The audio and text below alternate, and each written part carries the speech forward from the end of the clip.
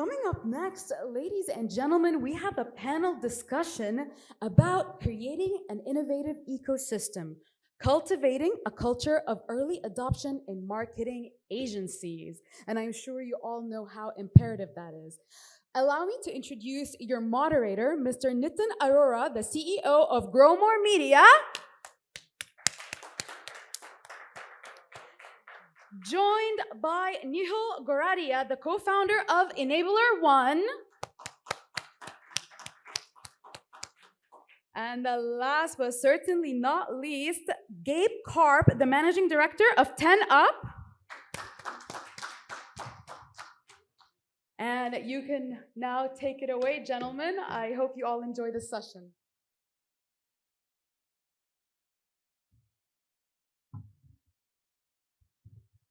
So you ready to moderate the session? You've been introduced We as the started moderator. with the first question, right? No, I think we're gonna run this a little bit more like a conversation since there's only three of us, and talk a bit about kind of how we think about culture, how we create that space for innovation, for early adoption within our respective businesses, and what that looks like. Before we jump into it, we'll do some introductions. So I'm Gabe. I'm the managing director for 10 Up. We're a digital agency that builds websites and does custom development for our clients, really across industries, including publishing as well as marketing. We build websites that really are focused on helping our clients create a lot of high volume, great content, and then displaying and turning that into great experiences on the other side. We're about a 400-person business globally, and a fully distributed, fully remote team. So we spend a lot of time thinking about how we create the right culture within our organization. Hey, good afternoon, everybody. My name is Neil, and I'm one of the co-founders of Enabler One. We are a go-to-market advisory firm, right? So we kind of craft GTM, route-to-market strategies and stories for our clients, and we only work in one industry, which is B2B technology. Right, our clients can address any industry vertical that they are further addressing, but we focus only in the B2B tech space. And as part of that whole go-to-market, route-to-market journey that we craft for them, we talk around brand strategies, impact marketing, growth marketing, pipeline impacts, right, and brand and everything. So that's the area where within the marketing space that we kind of work, right from CMO as a service down to tactical service execution as an agency, kind of thing. Thank you. Good afternoon, everyone. Here I am again. My name is Nitin Arora from India. I'm a project manager, and recently I've started an agency, digital media agency named Grow with Aurora, where I help clients get more clients through traffic, website redevelopment, search engine optimization, and done for your services.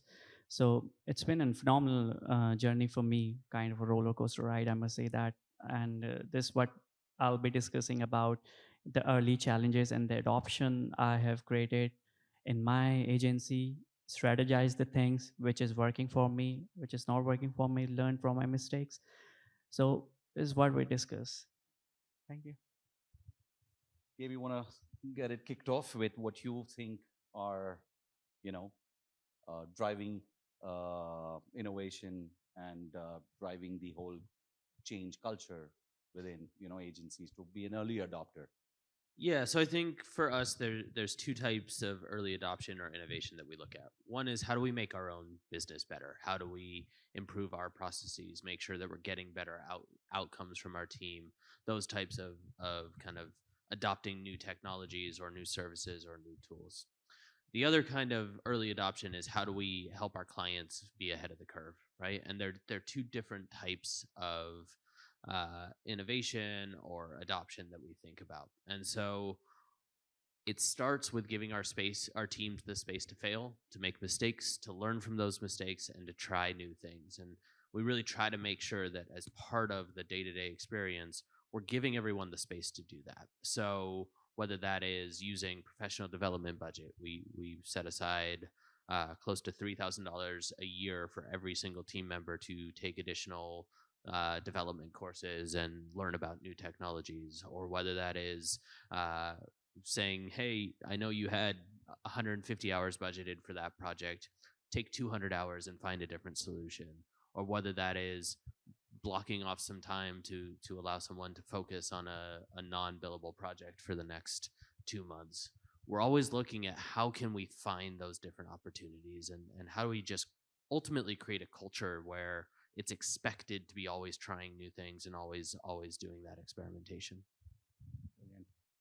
Well, you know, kind of when we take this particular topic today, right, and at the fag end of this whole conference, I think this topic's been covered in each and every topic before this over the last 2.5 days, right? We've spoken content, we've spoken AI, we've spoken tech, we've spoken data, almost every aspect that can touch marketing as a function, marketing as an industry, marketing as a role, marketing as a business, right? I think has been spoken about over the last 2.5 days. So I'm not sure how much more.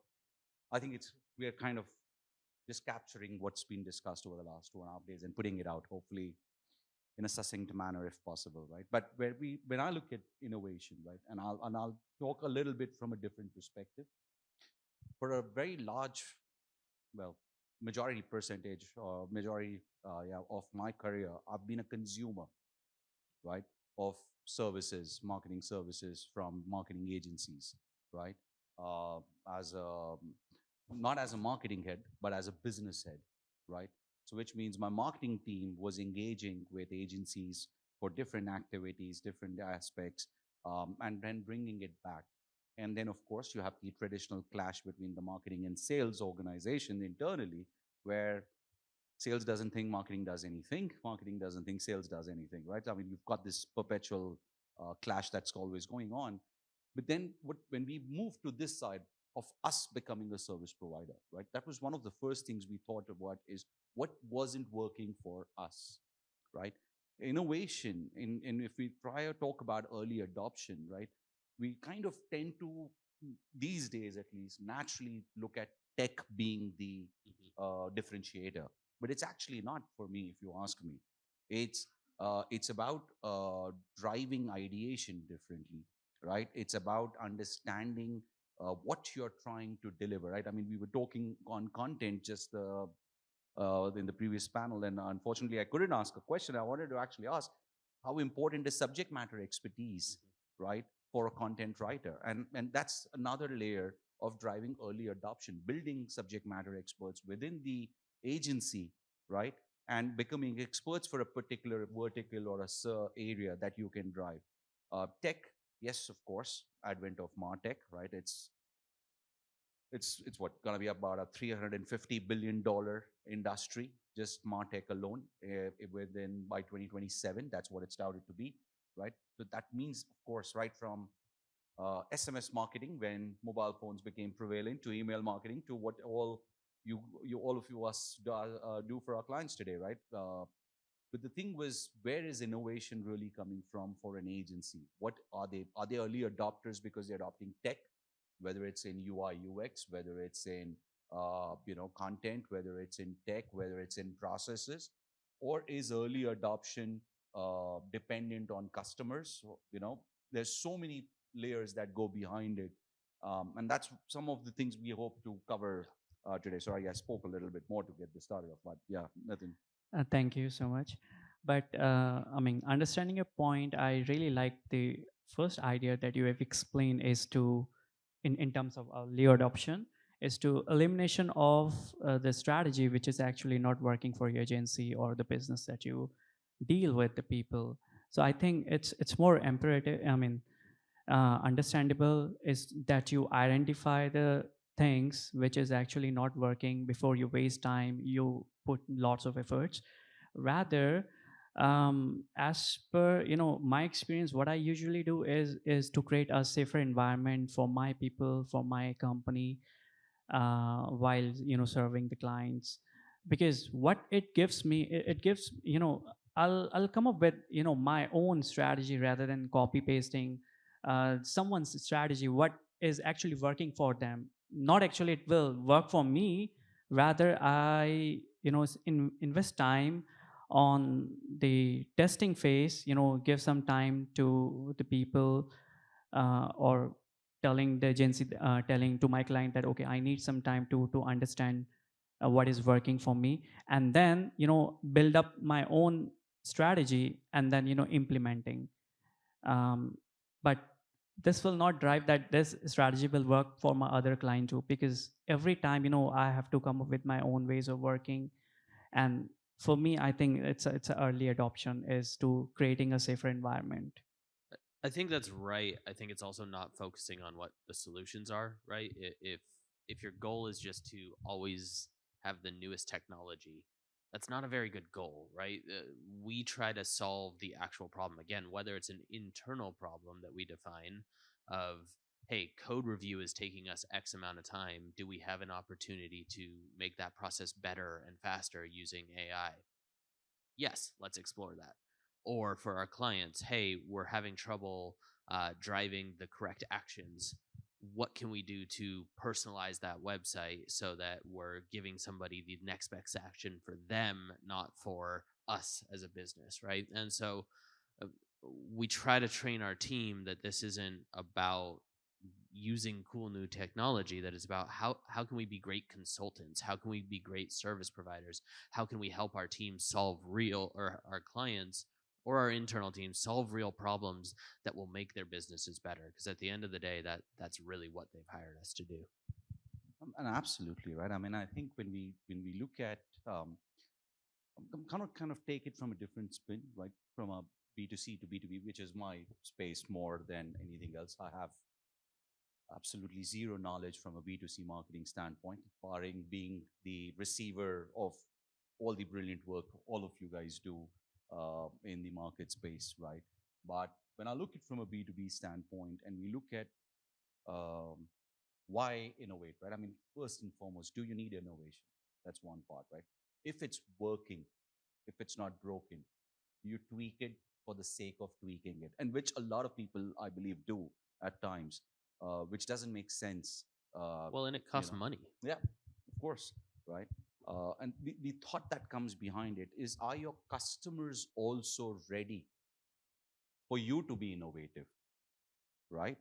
A lot of times, because of advent of new technology, advent of new experiences, we were talking about experiential marketing, I think yesterday, right? And we're talking about different layers that keep on coming up, right? Content, the different ways of content being disseminated these days, right? Just not the traditional outdoor, indoor, digital, and so on and so forth, right? Are your clients ready to be as agile to adopt new innovations, right? And, Whether it's in process, tech, and are your um, clients' customers ready for yeah, it as are well? the client's customers Yeah. ready? It's in our case, it's actually our client's customers, right? Because whatever we do, it has to go to another entity, right? I mean, whether it's because it's from a B2B standpoint, right? So when we look at early adoption, when we look at creating a culture, right? I mean, it's not safer environment, bang on, right? Customer thought process, bang on. It's also about how often do you ideate, right? It's not about saying that we have a culture, right? Yeah. But sometimes they say this: you've got to ensure you've put time down by default just to ideate, to get into that disciplined Yeah. practice to ideate, right? How often are you ideating? Whether it's to improve efficiency internally, improve results for your client, because that's what one of the key things we work on, right? Having been consumers ourselves, is objective or performance driven outputs, right? We're not picking up any project where an output has not been defined on day one, that this is what I wish to hit. Maybe $5 million in pipeline, right? Maybe 30 new accounts as penetration into this country. Something has been pre-identified, and then you're working backwards. Ideation in terms of our ripping it off from someone else. Why not? I mean, you said no, but I would say why not? I mean, that's ideation for you. That's innovation for you. Why not? Yeah. If somebody's done it, great. And it's also about collaborating. How often do we collaborate, not just internally, cross-functional team to get a new idea, but across different organizations, right? I mean, one of the key things I always talk about is there's no competitor in my business. Everybody that I meet is a collaborator. If not today, tomorrow morning, but there's no competitor. How can you work together? right? Because someone else is definitely doing something better than you somewhere else. Yeah. Right? So where do you get that early adoption or even the seed for something different in your own organization? I think that's right. I think the other piece that we have to pay attention to as agencies is I think a lot of our clients expect us to be 5 steps ahead of the curve, right? And that maybe they don't want to use that new thing and be an early adopter themselves, but they expect us to have done that early adoption so that when it comes time for them, we're experts in that thing. And so there is a piece of this that is early adoption innovation for the sake of it as an agency to help you create your own competitive advantage, Chicken and egg story? something like that. Completely agree. That brings to my second point of early adoption and embracing the technologies which are on the way. Um, I mean, you raised the point of identifying, solving the biggest problem for the client that you're serving. I think how soon that you identify the biggest problem for the client and then solving, coming up with your strategy that can actually solve the problem. Even sometimes client doesn't know that what is actually causing their business for not getting more sales.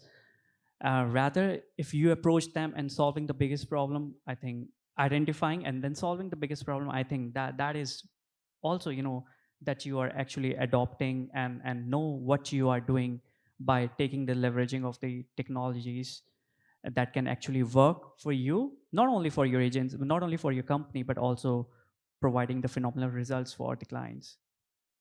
Perfect. I mean, I think I'm going to try and take it a little differently, right? Especially because of something that you said in your introduction. 400 plus team members, all remote, all globally.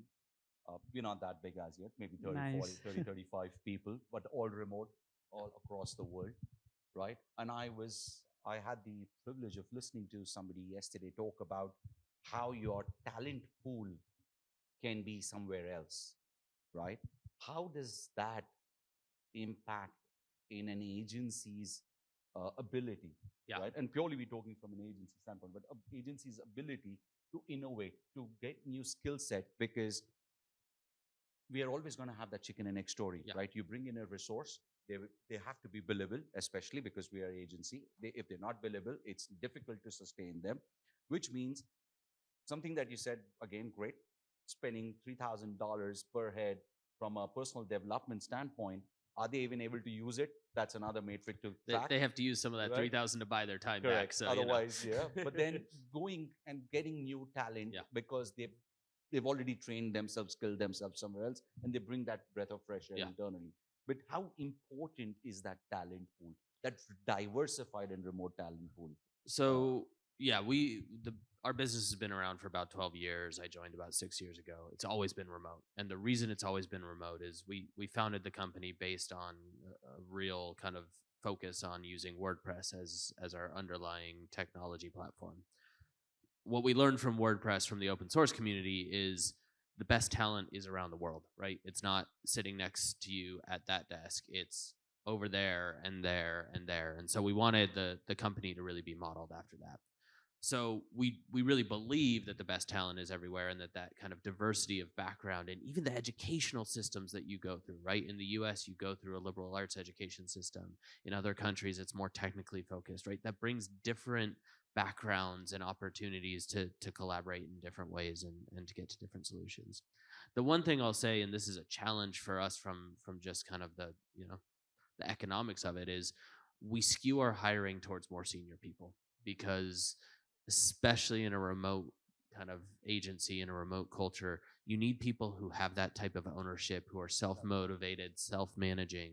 And so because we skew in that direction, I think we inherently have people who are thinking about problems from that standpoint of innovation, of how can I always provide a better service. I think it gets harder when you start to bring in more junior talent, and we've been really trying to figure out how to cultivate more junior talent. It's probably the nut we haven't cracked yet, but it's such an important part of this is what is that talent pool that you have. Can I, before, I have a No question for the room, right? Let me put it the other way around instead of you asking. Hiring experienced resources. what do you think is the impact that they bring on ideation or agility or ability to change, right? My personal belief is in line with you. I believe, right, that if you've got people who have the passion, the drive, no matter the age, they will deliver, right? They're willing to change, they're willing to adapt, learn new skills, learn new processes, right? But they also bring the experience of having delivered, Yeah. right, in different environments. But what I'd love to hear is maybe, would you all agree with that, right? Just a show of hands. Would you all agree that, it makes sense to have that resource pool of a certain experience level rather than looking at fresher talent, younger talent, uh, uns- un- so that you don't need to have them unlearn and relearn kind of talent, right? Kind of thing. What's just a show of hand? Okay. Minority. We Yeah. are in the minority, right? But yeah, this is something we strongly do believe in, right? That in fact, if you look at startup economy, the most successful startups are by people in their 40s and above. The People who've most already failed at a startup Yes, a the few most times. successful startups. In fact, the most failed startups are from people in their 20s, right? And early 30s. The most successful startups in the world have actually been, or in terms of percentage, right? We're not talking in number, revenue, but percentage of number of companies which have gone and become successful have been founded by people in the 40s and above. Which is why I was hoping to see a lot more hands, but I get where you're coming from. Sorry. Thank you. So I mean, you already talked about the collaboration approach. Obviously, this is one of the most important thing which I include in the early adaption. Uh, it's one of the important thing that you collaborate with your team and the other people to understand the new technologies they've been using, so that you can also take the leverage of those technologies, automation, and implement in your process. Not completely, but yeah, strategically. Like, not talking about chat gpt that you use in terms of making creating a content, but rather use your own analogy and do the testing, taking the reviews, and similarly, by collaborating with other part of the agencies like your friends or whosoever you're associated with, so that you can get a new idea, different ways of working, what can actually bring the great value to the clients. And I also have one interesting question to ask you, both of you. So how do we balance the need for early adoption with ensuring that new strategy align with overall goals and objective of our clients, or whatsoever the clients and the industry agency we are working with? Sorry. It's a it's a good question, honestly speaking, right? Because I'm gonna actually address it with the same thing.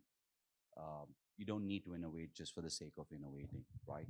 Uh, but what you need to bear in mind is what the objective is, right? Why has the client reached out to you? What is it that you're bringing to the table, right?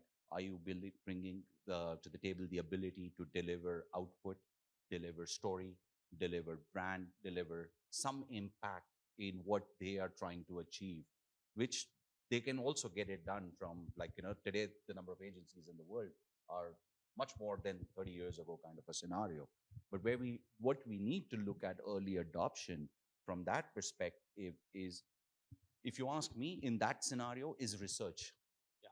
Right? Subject matter expertise becomes very, very critical, because if you're picking up, even us, right, as I was saying, we only work within the B2B tech space. That by itself is a huge ocean, right? Because you've got players in cybersecurity, AI, data, right, cloud, infrastructure, and all of these.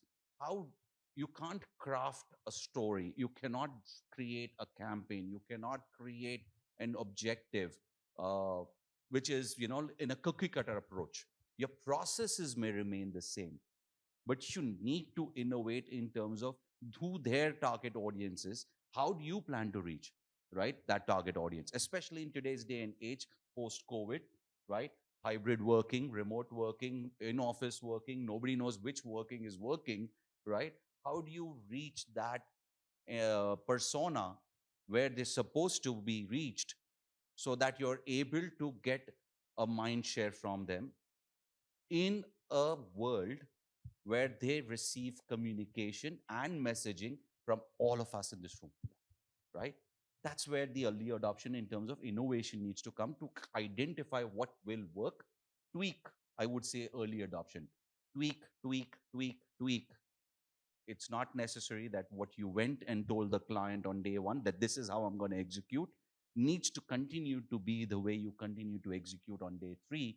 If it did not work on day one and day two, be upfront, go and tweak. And I think that's, as agencies, is the most powerful thing we can bring in from an early adoption into ourselves, to go and say, it's not working.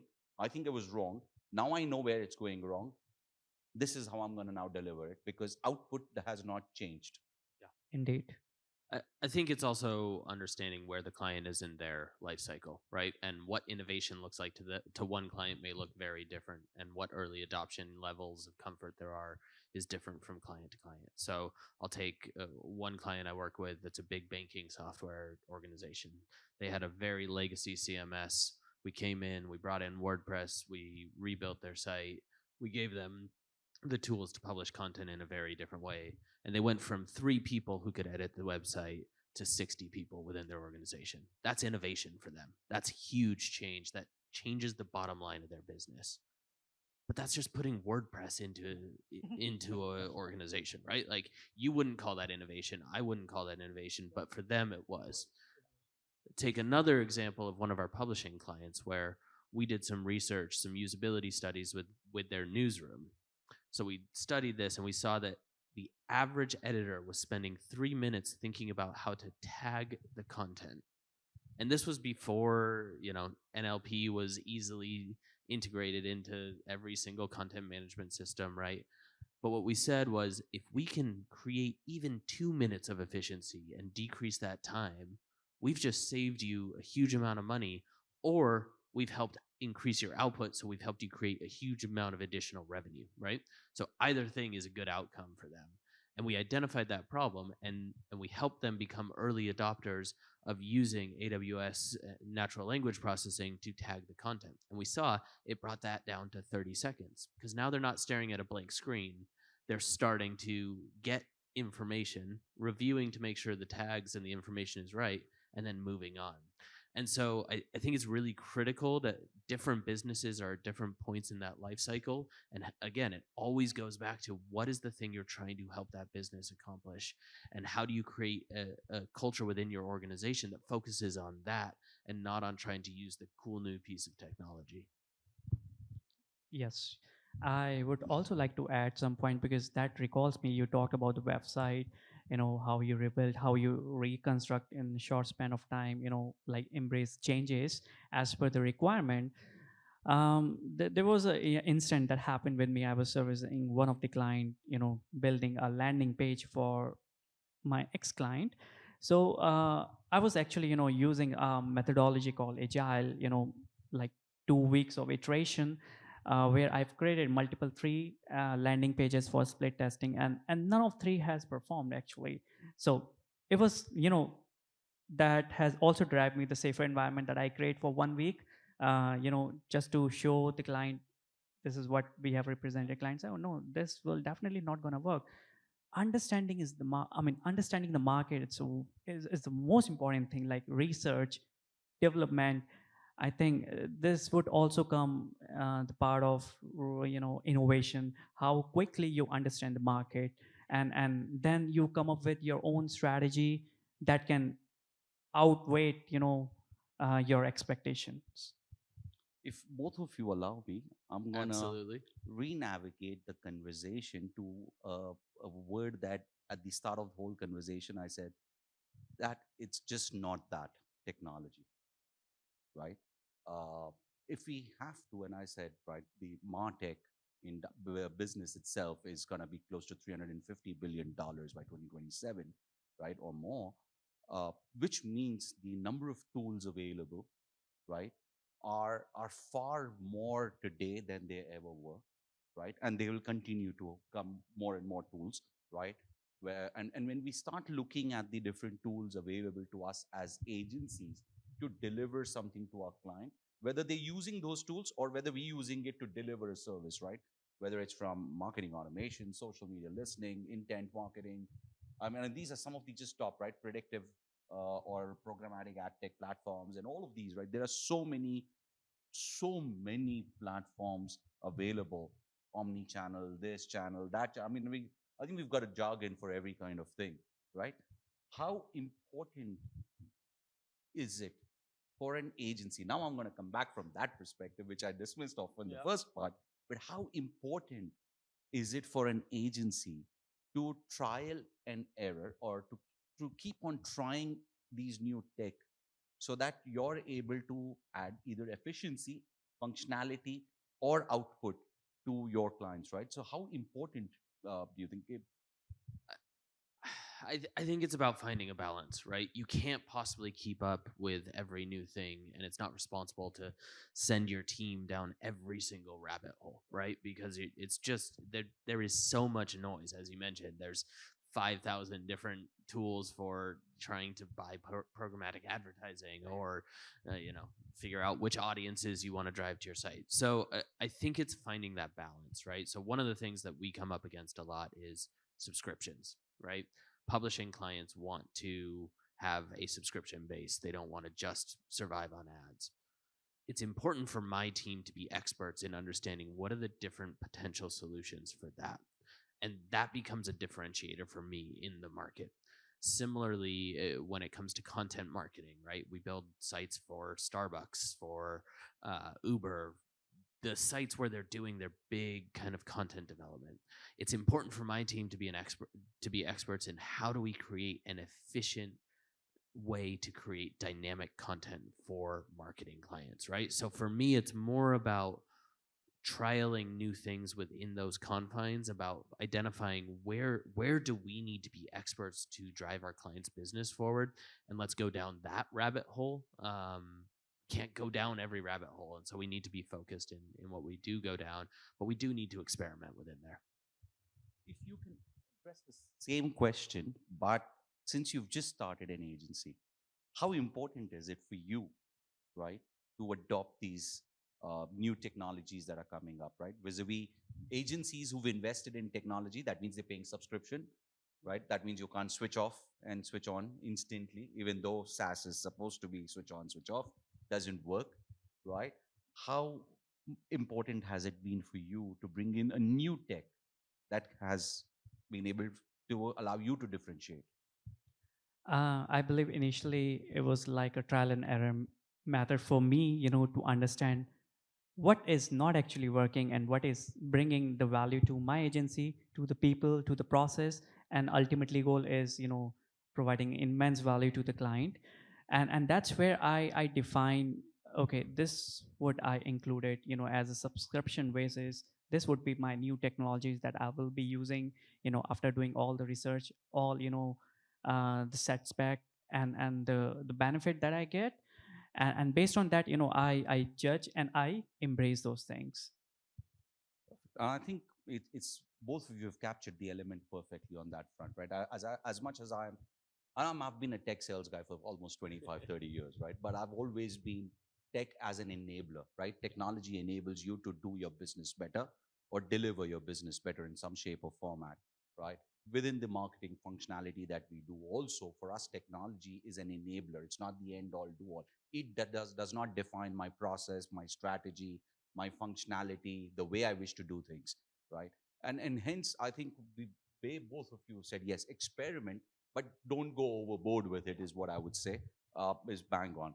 I think we've just got about 5 minutes left, and maybe we want to open up to questions from the room. Yeah. Yeah. Any questions, guys? Or I actually have a question for you, if you want. Actually, I was doing some research, Either what we said was so awesome that you don't have questions, or I mean, what we said was so bad that you don't want to ask questions. Yeah, I'm sure day at the 3, absolute end of after the day, lunch, right? Yeah. So, in what ways do team members contribute to the identification and evaluation of emerging trend in the marketing landscape? And are there established channels for sharing insights and suggestions? Within the firm or Within the firm?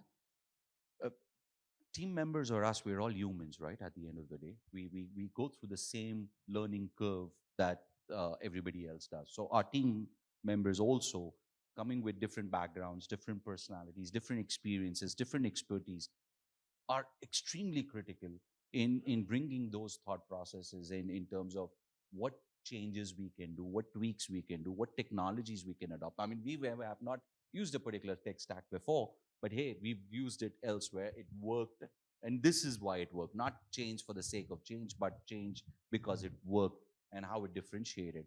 So I think so. Yes, and then you've got, depending on the size of the organization, big, small, you can have different channels for communication, Slack or WhatsApp.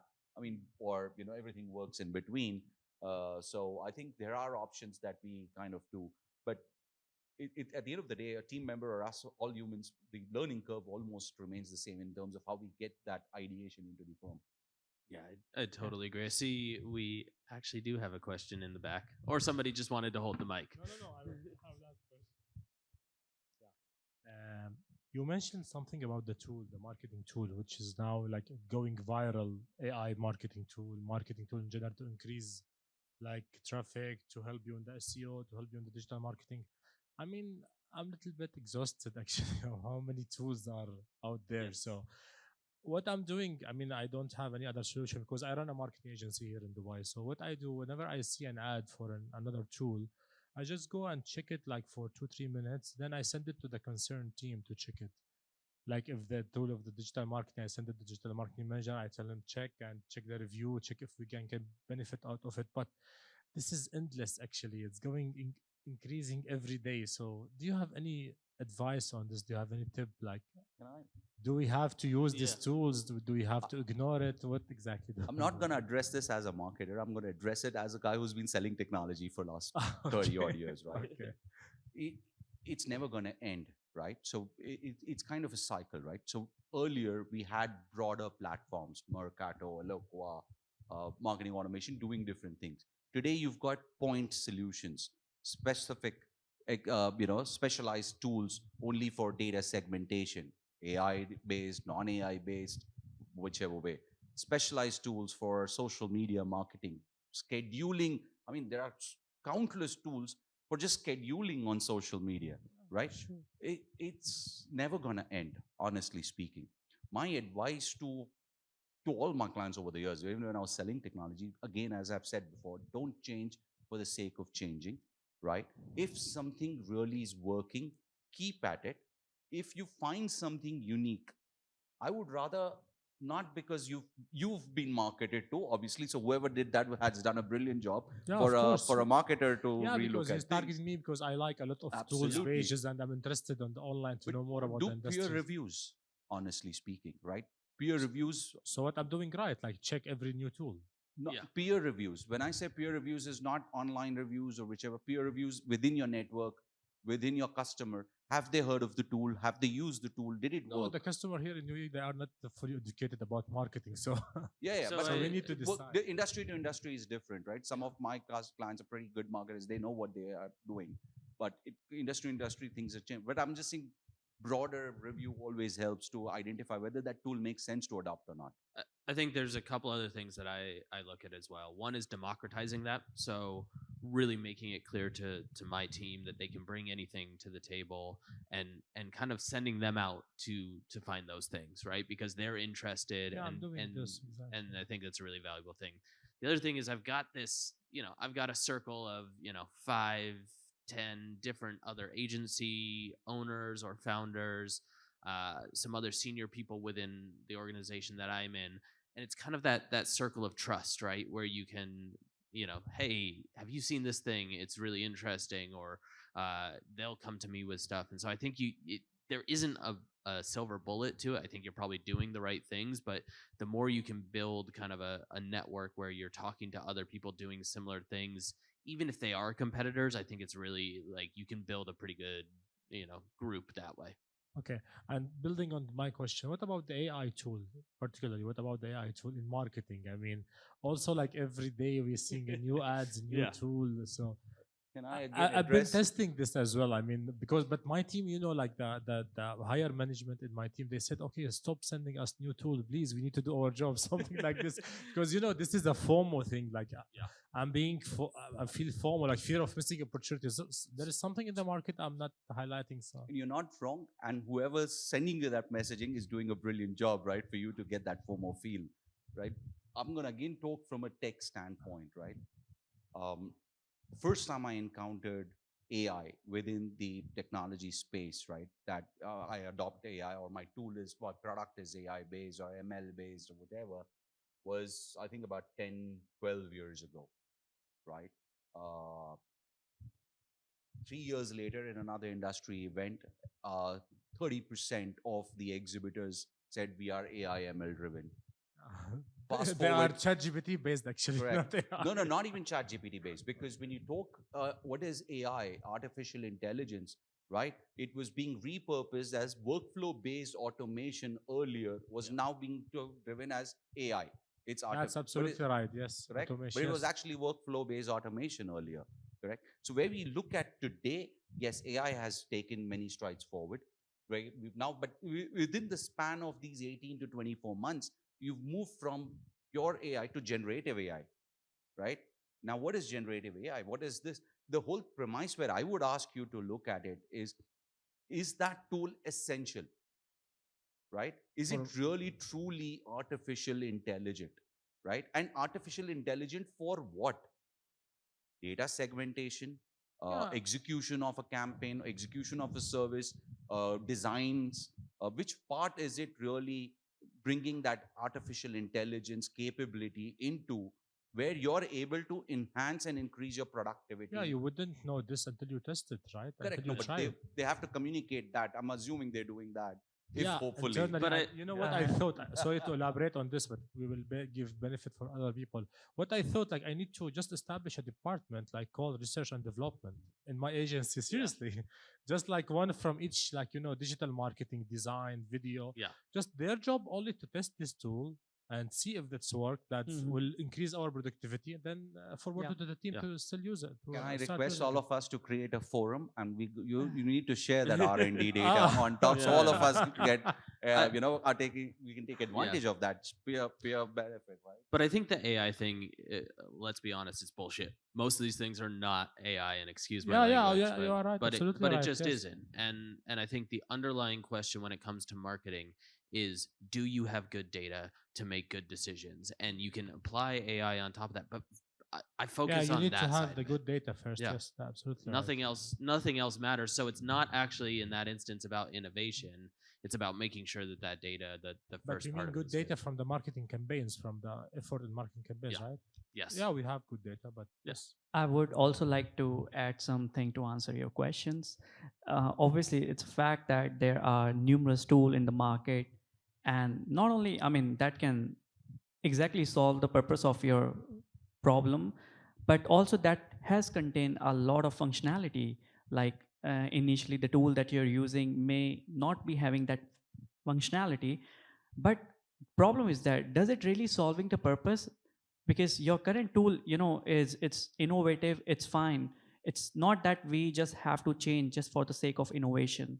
Yeah. Rather, we should understand what is working for our organization and providing the strategic uh, outcomes. Of course, I will not change until I 100% sure. Like Yeah. it's like deliver Thank the you. job. Got Yeah, Nora on the stage, sure. about to boot us out. Wrap up. In the nicest way possible. Yeah.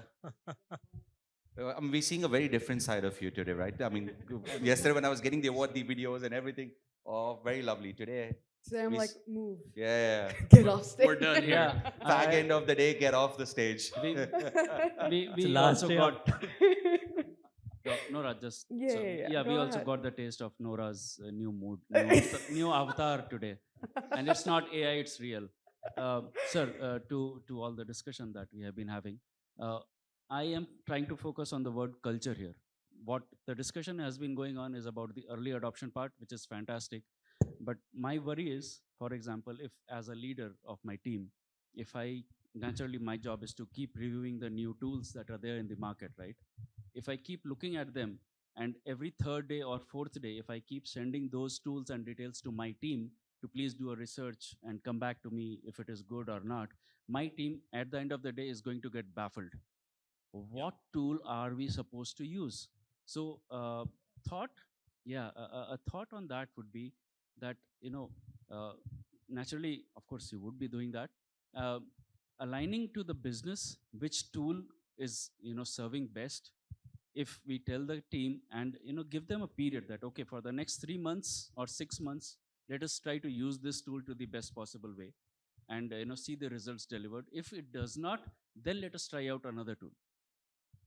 I mean, I'm just bringing the Purely from an agency standpoint, believe me, it's not possible to do it beyond the point. You've got a business to run, and Exactly. it's just not possible. Yeah. But I think we should take it off stage, offline, Sure.